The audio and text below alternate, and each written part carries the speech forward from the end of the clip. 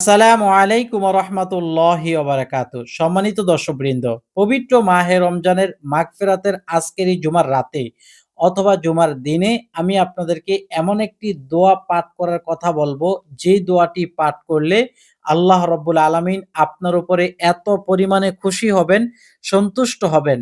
ফলে আপনার জীবন যৌবনের ছোট বড় জানা অজানা ইচ্ছা অনিচ্ছা শিরক বিদআত কুফর যত প্রকারের গুনাহ আছে সমস্ত গুনাহগাতাগুলো মাফ করে দিবেন সুবহানাল্লাহ।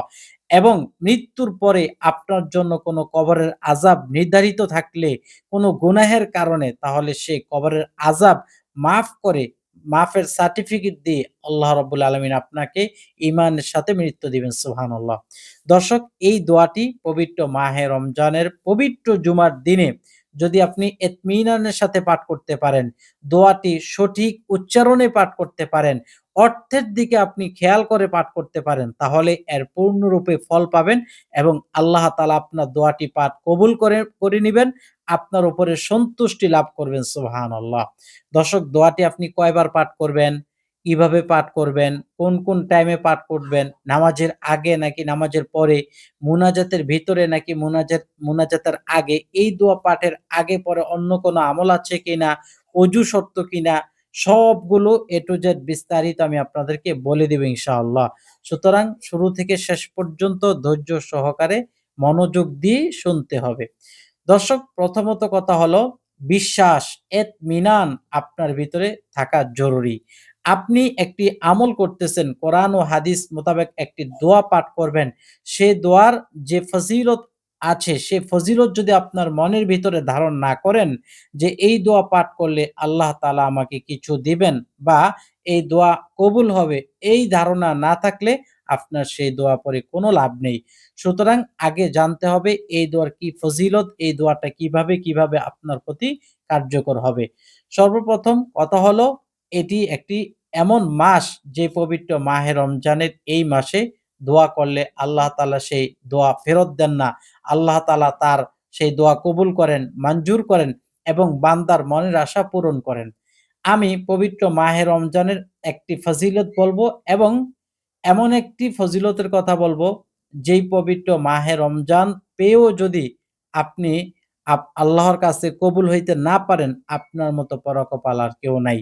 আগে আমরা ফজিলতটি শুনে নেই। নবী করিম সাল্লাল্লাহু আলাইহি ওয়াসাল্লাম ইরশাদ করেছেন, পবিত্র মাহে রমজান এমন একটি মাস, যে মাসে যদি একবার সুবহানাল্লাহ বলা হয়, তাহলে রমজানের বাহিরে ৭০ বার সুবহানাল্লাহ বলার সওয়াব মিলে। সুবহানাল্লাহ। হাদিস শরীফে আসছে, নবী করিম সাল্লাল্লাহু আলাইহি ওয়াসাল্লাম বলেছেন, মাহে রমজানের নফল সালাত, নফল নামাজ, নফল জিকির, নফল তাসবিহ আপনার পবিত্র মাহে রমজানের বাহিরে ফরজ সালাতের সমপরিমাণ সওয়াব মিলে। সুবহানাল্লাহ। আপনি যদি রমজান মাসে মাত্র ২ রাকাত নফল নামাজ আদায় করেন, রমজানের বাহিরে ২ রাকাত নফল সালাত আদায় করার সমান সওয়াব হবে। সুবহানাল্লাহ। আল্লাহু আকবার। তাইলে ২ রাকাত নফলের কত মান! সুবহানাল্লাহ। এই যে আমরা কথায়, কথায় সুবহানাল্লাহ বলতেছি, এই সুবহানাল্লাহ, সুবহানাল্লাহ ৭০ বার রমজানের বাহিরে বললে রমজানের ভিতরে একবারের সমান হবে। সুবহানাল্লাহ। তাহলে এই পবিত্র মাহে রমজানে যেই কোনো দোয়া করবেন, আল্লাহ রাব্বুল আলামিন আপনার দোয়াগুলো কবুল করে নিবেন। সুবহানাল্লাহ। এখন আসেন, এই রমজান মাসে যদি আপনি দোয়া তাসবিহ পাঠ করতে না পারেন, রমজান মাসে আল্লাহর কাছে যদি আপনি আমল পেশ করতে না পারেন, আমার মতো আপনার মতো পড়া কপাল আর কেউ নাই। হাদিস শরীফ আছে, নবী করিম সাল্লাল্লাহু আলাইহি ওয়াসাল্লাম ইরশাদ করেছেন, একদিন তিনি মসজিদে নববীর ১ম সিঁড়িতে পা দিলেন, বললেন আমিন। ২য় সিঁড়িতে পা দিলেন, বললেন আমিন। ৩য় সিঁড়িতে নবীজি সাল্লাল্লাহু আলাইহি ওয়াসাল্লাম পা দিলেন, বললেন আমিন। সাহাবায়ে কেরাম হতভম্ব হয়ে তাকিয়ে রইলেন, কেন তিনি আমিন, আমিন বলতেছেন, কোন দোয়া ছাড়াই আমিন বলতেছেন। এই কথা ভেবে সাহাবায়ে কেরাম জিজ্ঞেস করলেন, ইয়া রাসূলাল্লাহ, আপনি কেন এইভাবে আমিন, আমিন বললেন? রাসূল আকরাম সাল্লাল্লাহু আলাইহি ওয়াসাল্লাম বললেন, হে সাহাবায়ে কেরাম শোনো, আমি যখন মিম্বারের ১ম সিঁড়িতে পা রাখি তখন জিবরাইল আমিন এই বদদোয়া করতে লাগলেন, যে ব্যক্তি নাকি আল্লাহ রসুলের নাম শোনার পরেও দুরূদ শরীফ পাঠ করে না, ওই ব্যক্তি ধ্বংস হয়ে যাক। বলেন না নাউজুবিল্লাহ। আমরা বলছি নাউজুবিল্লাহ, কিন্তু নবী করিম সাল্লাল্লাহু আলাইহি ওয়াসাল্লাম বললেন আমিন। তার মানে সে আসলেই ধ্বংস হোক, যে নাকি নাম শোনার পরেও কৃপণ হইয়া সে সাল্লাল্লাহু আলাইহি ওয়াসাল্লাম পাঠ করে নাই। এরপরে ২য় সিঁড়িতে পা দেওয়ার পরে কি দোয়া করলেন?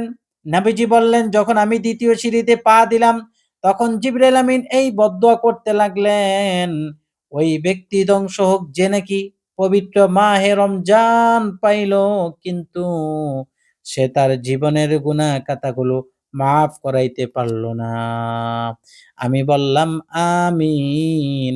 আমার একটা প্রশ্ন আপনাদের কাছে, যদি নবীজি কোন দোয়া হোক, বদদোয়া হোক, সেটার পরে যদি আমিন বলেন, সেটা কবুল হবে কিনা? অবশ্যই কবুল হবে। সেটা কবুল না হয়ে থাকবে না। নবীজি এই দোয়ার উত্তরে বললেন আমিন। তার মানে যে ব্যক্তি পবিত্র রমজান মাস পাইল, নিজের গুনাহ মাফ করাইতে পারল না, তাসবিহ পড়তে পারল না, কোনো কিছুই করতে পারল না, ওই ব্যক্তির গুনাহ খাতাগুলো আল্লাহ রাব্বুল আলামিন মাফ তো করবেনই না, বরং উল্টো তার কপালটা ধ্বংস হইয়া যাবে। বলেন না নাউজুবিল্লাহ। আল্লাহ পাক আমাদেরকে হেফাজত করুক। আমিন।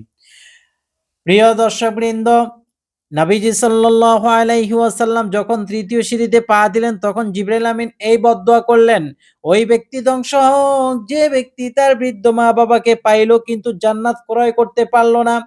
তার মানে আব্বা-আম্মা ঘরে আছে, খাওয়ায় না, আব্বা-আম্মা ঘরে আছে, কাপড়-চোপড় দেয় না, আব্বা-আম্মা ঘরে আছে, খোঁজ খবর নেয় না, বাবা-মার সেবা করে না, বাবা-মাকে গোসল করাইয়া দেয় না, খাবার খাওয়ায় না, কোনো কিছুই করে না, বাবা-মার সেবা যত্ন করে না। ওই ব্যক্তি ধ্বংস হয়ে যাক যে ব্যক্তি বাবা-মা পাইয়াও তাদের সেবা যত্ন করে জান্নাত অর্জন করতে পারল না। নবীজি বললেন, তখন আমি উত্তরে বললাম আমিন। এই ৩ টা ফজিলত বললাম এইজন্য, পবিত্র মাহে রমজানের গুরুত্ব বোঝানোর জন্য। এই পবিত্র মাহে রমজান আপনি পাইলেন কিন্তু সঠিকভাবে তারাবির নামাজ পড়লেন না, সঠিক নিয়মে জুমার নামাজ পড়লেন না, সঠিক নিয়মে ৫ ওয়াক্ত নামাজ পড়লেন না, সঠিকভাবে একটু কোরআনে কারীম তেলাওয়াত করলেন না, হালাল খানা খাইয়া আপনি সেহরি ইফতার করলেন না। আমার আপনার এই জীবনে কি আছে বলেন? কিছুই নাই, কিছুই নাই। আমরা কিছুই অর্জন করতে পারি নাই। আমরা যদি মহান আল্লাহ পাকের নিকট একটু দোয়া করতে পারি, আমাদের আল্লাহ রাব্বুল আলামিন মাফ করিয়া দিবেন। সুবহানাল্লাহ। আল্লাহু আকবার কাবীরা। সুবহানাল্লাহি ওয়া বিহামদিহি। সুবহানাল্লাহিল আযীম। কি বুঝতে পারলাম? পবিত্র মাহে রমজানের গুরুত্বটা অনেক বেশি। সুবহানাল্লাহ। পবিত্র মাহে রমজান এত বড় গুরুত্ব। এখন জুমার দিনটা কত বড় গুরুত্ব? নবীজি সাল্লাল্লাহু আলাইহি ওয়াসাল্লাম বলেন, এই পবিত্র জুমার দিনে বা জুমার রাতে এমন একটি সময় আছে, যে সময় দোয়া করলে দোয়া ১০০% ফেরত হয় না, সঙ্গে, সঙ্গে কবুল হয়। সুবহানাল্লাহ। সেটা কোন সময় কেউই বলতে পারে না।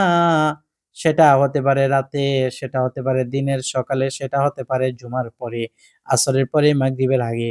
এইজন্য এই সময়গুলাতে আপনি ইচ্ছা করলে এই দোয়াটা পাঠ করতে পারেন। আর যদি আপনি না পারেন, যেহেতু জুমার রাতেও দোয়া কবুল হয়, জুমার রাতটিও গুরুত্বপূর্ণ রাত, সপ্তাহের মধ্যে শ্রেষ্ঠ রাত, সেই রাতেও আপনি দোয়া কবুল হইতে পারে। সুবহানাল্লাহি ওয়া বিহামদিহি। আবার বিষয়টা এমনই না যে আপনি এইজন্য কোনো সময় দোয়া করবেন না। যেকোনো সময় দোয়া করলে দোয়া কবুল হয়।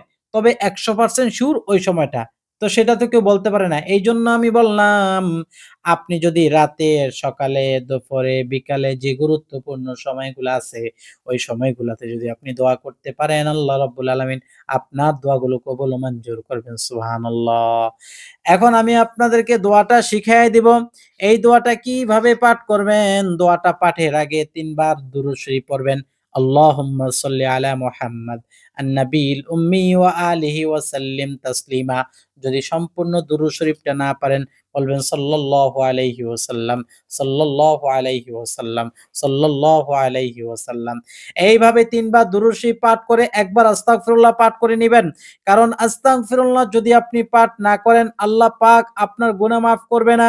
সবচেয়ে বড় তওবা, তওবা যখন পাঠ করে আল্লাহ রাব্বুল আলামিন বান্দার উপরে এমনিতেই খুশি হয়ে যান। আস্তাগফিরুল্লাহাল্লাযী লা ইলাহা ইল্লা হুয়াল হাইয়ুল কাইয়্যুম ওয়া আতুবু ইলাইহি। এই তওবা দোয়াটি পাঠ করবেন। এরপরে আপনি এই দোয়াটি পাঠ করবেন। আমি আগে একবার দোয়াটি পাঠ করি। এরপর আপনারা দোয়াটি আমার সাথে মুখে, মুখে পাঠ করবেন, শিখে নিবেন। বিসমিল্লাহির রহমানির রহিম। আল্লাহুম্মা ইন্নী আউযু বিকা বিরিদাকা মিন সাখাতিকা ওয়া বিমুআফাতিকা মিন উকুবাতিকা ওয়া আউযু মিনকা লা উহসি সানাআন আলাইকা কামা আসনাইতা আলা নাফসিকা। এতটুকুই। আমি আপনাদেরকে বলি, আপনারা আমার সাথে পড়েন। এইভাবে পড়ে, পড়েও আপনি আমলটি করতে পারবেন। বলেন আল্লাহুম্মা ইন্নী আউযু বিকা বিরিদাকা মিন সাখাতিকা ওয়া বিমুআফাতিকা মিন উকুবাতিকা ওয়া আউযু বিকা মিনকা লা উহসি সানাআন আলাইকা কামা আথনাইতা আলা নাফসিকা। দোয়াটি ৩ বার পাঠ করবেন। ৩ বার পাঠ করে আবার ৩ বার দুরূদ শরীফ পড়বেন। এরপরে আবার ইস্তেগফার ১ বার পাঠ করবেন। এরপর আপনি মুনাজাত দিয়ে আল্লাহ পাকের নিকট চাইবেন। এখন কথা হলো এটা ভুল হলে চলবে না। অবশ্যই শুদ্ধভাবে আমার জবানের সাথে পাঠ করে হয়তো মুখস্থ করে নিবেন, না হয় আমলের আগে আমারটা শুনে, শুনে পড়ে নিলেও পারবেন। অর্থটি মাথায় রেখে আপনি দোয়াটা পাঠ করবেন। আপনি কি বলতেছেন আল্লাহর কাছে নিজেই জানেন না।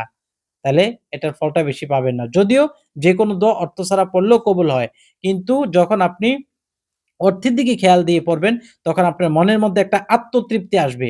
ভালো লাগবে। দোয়াটা পড়েও ভালো লাগবে এবং দোয়াটা আল্লাহ পাক আপনার জন্য কবুলও করবেন। সুবহানাল্লাহ। নিশ্চয়ই আল্লাহ আমি তোমার আল্লাহুম্মা ইন্নী আউযু বিকা বিরিদাকা মিন সাখাতিকা।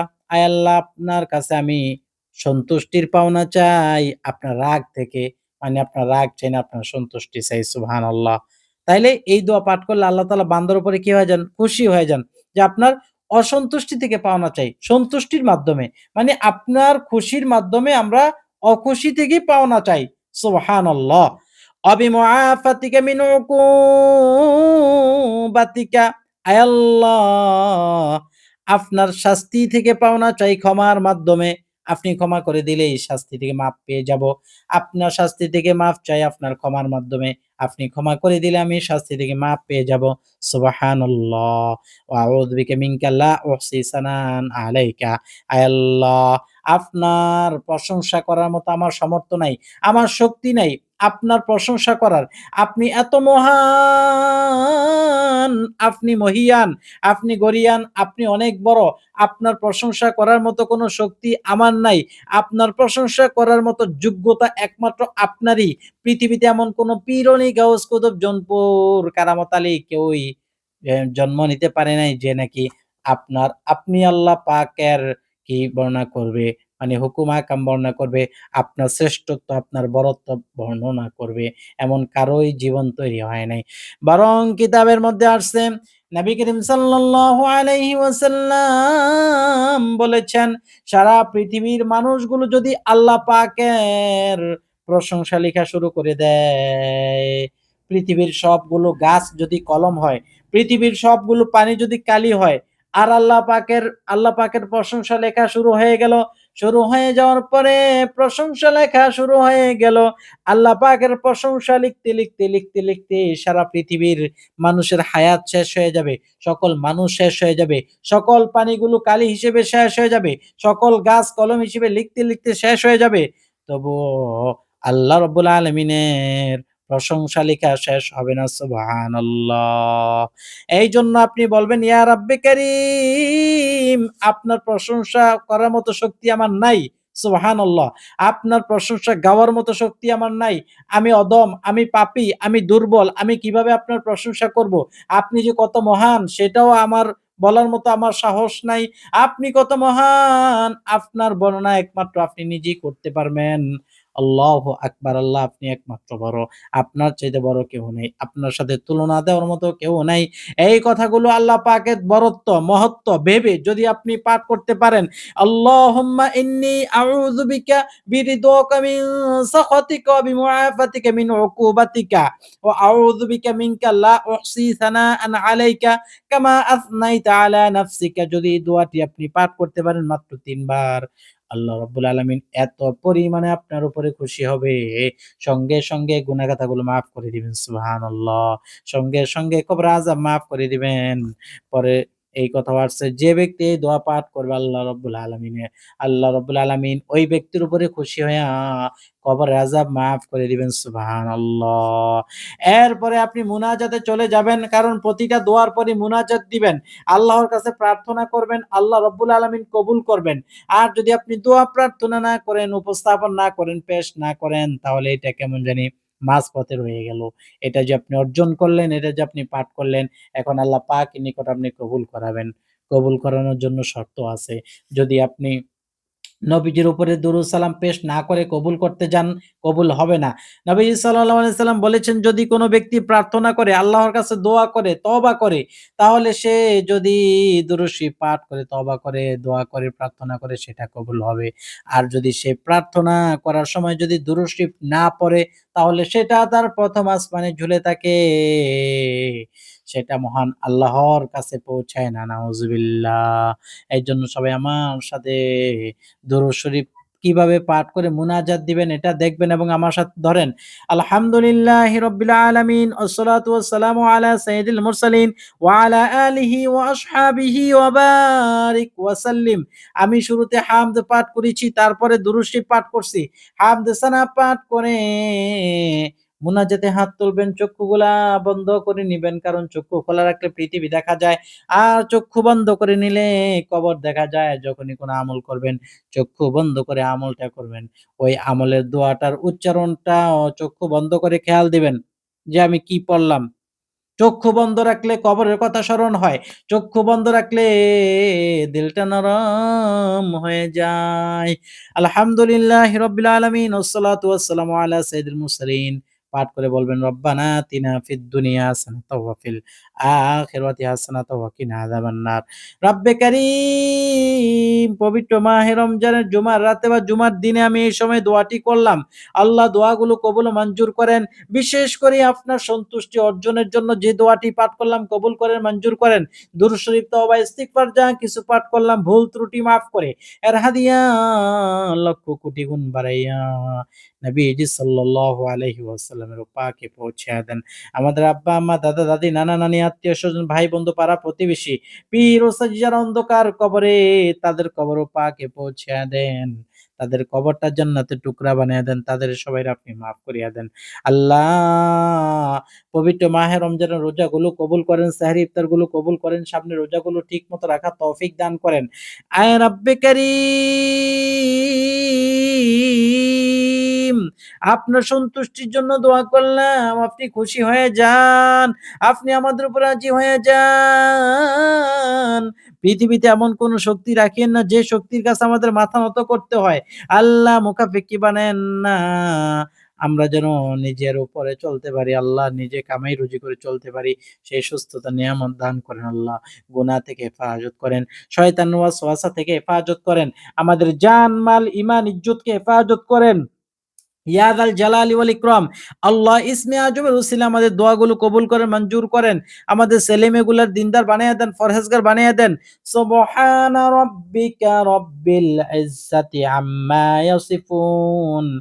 এটা হলো শেষ দোয়া। মুনাজাতে যখন আপনি হাত মুছবেন, মুখে মুনাজাত শেষ করবেন তখন এই দোয়া পাঠ করবেন। সুবহানা রাব্বিকা রাব্বিল ইজ্জাতি আম্মা ইয়াসিফুন ওয়া সালামুন আলাল মুরসালিন ওয়ালহামদুলিল্লাহি রাব্বিল আলামিন। আলহামদুলিল্লাহ। এইভাবে আপনি দোয়াটি পাঠ করে মুনাজাত দিয়ে হামদ সানার মাধ্যমে তওবা ইস্তিগফার এবং দুরূদ শরীফের মাধ্যমে এই দোয়াটি মডিফাই করে সুন্দর করে যদি আল্লাহর কাছে পেশ করেন, আল্লাহ পাক আপনার জীবনের গুনাহ-কথাগুলো মাফ করবেন এবং জাহান্নাম থেকে মুক্তি দিয়া জান্নাত ওয়াজিব করে দিবেন। সুবহানাল্লাহ। দর্শক যদি ভালো লাগে লাইক দিয়ে শেয়ার করবেন। আমল টিভি চ্যানেল সাবস্ক্রাইব করে পাশে থাকা বেল আইকন বাজিয়ে রাখবেন। আসসালামু আলাইকুম ওয়া রাহমাতুল্লাহি ওয়া বারাকাতুহু।